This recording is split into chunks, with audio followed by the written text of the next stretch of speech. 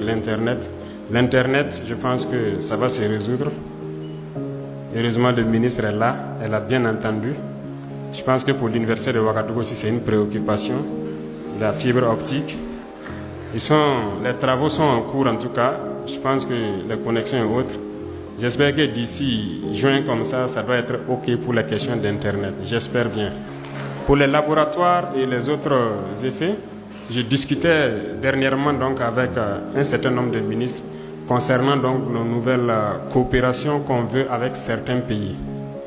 Et à chaque fois que l'on part vers un pays pour une nouvelle coopération, j'aime insérer donc le volet enseignement pour qu'on puisse trouver des bourses pour que les étudiants puissent aller se perfectionner dans certaines technologies et revenir, et surtout qu'on puisse acquérir du matériel de laboratoire. Parce que moi-même, je viens d'ici, j'ai fait la géologie et je sais ce que c'est que le laboratoire. Donc, je sais que dans tous les domaines, vous en avez besoin. Et dans nos partenariats futurs, donc, on met l'accent sur ça pour qu'on puisse un peu rééquiper nos universités, nos écoles, pour que les étudiants puissent vraiment... C'est à travers ça que vous pouvez vraiment chercher et développer quelque chose de nouveau. Comment adapter l'éducation? C'est une très bonne question. Je répondais à la question avec les enseignants. Le nouveau ministre de la Jeunesse qui a été installé a reçu hier une mission de pouvoir donc, avec ses camarades de l'enseignement supérieur et du MENAPL, de l'enseignement de base, pour réformer le système éducatif. Parce qu'au Burkina, on finit la terminale, la destination c'est l'université. Pourquoi ne pas, à l'intervalle là, pouvoir donc professionnaliser la formation de sorte que, à partir d'un niveau, d'autres pourront directement être employés et que l'université soit un choix et non pas forcément. C'est un processus qui a démarré. Il a reçu la mission, donc il va rapidement se mettre à la tâche avec ses autres camarades pour faire ces réformes-là.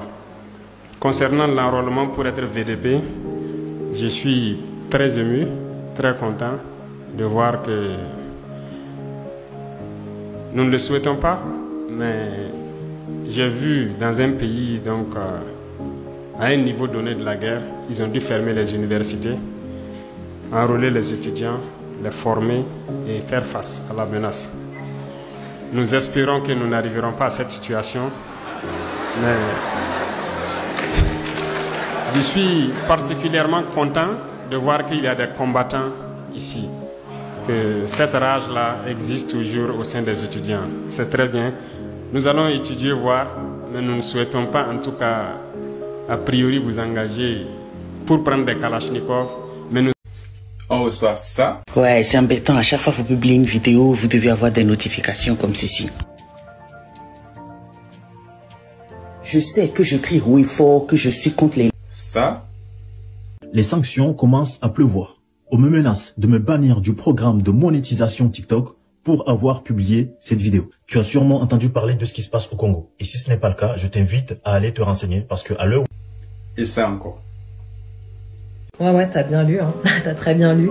Aujourd'hui, j'ai envie de dénoncer en fait cette inégalité qu'on reçoit sur les réseaux sociaux, surtout quand on est une femme et qu'on est noire.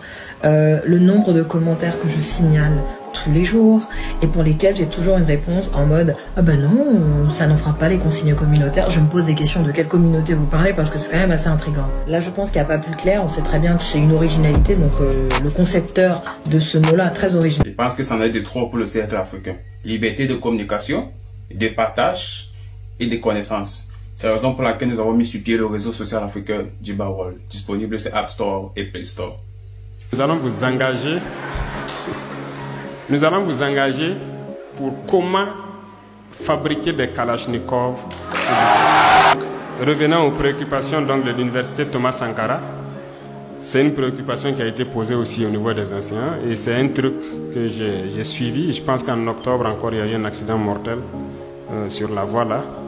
Le vendredi surpassé, si je ne me trompe, j'ai pris la voie pour aller donc au centre de formation des VDP et j'ai pu remarquer l'étroitesse de cette voie. Donc, dès cette semaine, je vais voir avec le ministre des Infrastructures qu'est-ce qui peut être fait dans l'urgence pour que la voie redevienne une deux voies au moins. Et aussi, je disais pour la sécurité, donc ça, c'est déjà pris en compte. On reçoit ça. Ouais, c'est embêtant. À chaque fois que vous publiez une vidéo, vous devez avoir des notifications comme ceci. Je sais que je crie oui fort, que je suis contre les... Ça. Les sanctions commencent à pleuvoir. On me menace de me bannir du programme de monétisation TikTok pour avoir publié cette vidéo. Tu as sûrement entendu parler de ce qui se passe au Congo. Et si ce n'est pas le cas, je t'invite à aller te renseigner parce que à l'heure...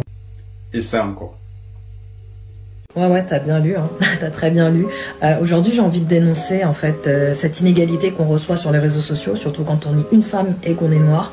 Le nombre de commentaires que je signale tous les jours et pour lesquels j'ai toujours une réponse en mode « Ah ben non, ça n'en fera pas les consignes communautaires ». Je me pose des questions de quelle communauté vous parlez parce que c'est quand même assez intriguant. Là, je pense qu'il n'y a pas plus clair. On sait très bien que c'est une originalité, donc le concepteur de ce mot-là, très original. Je pense que ça en est de trop pour le cercle africain. Liberté de communication, de partage et de connaissances. C'est la raison pour laquelle nous avons mis sur pied le réseau social africain Djiba World, disponible sur App Store et Play Store.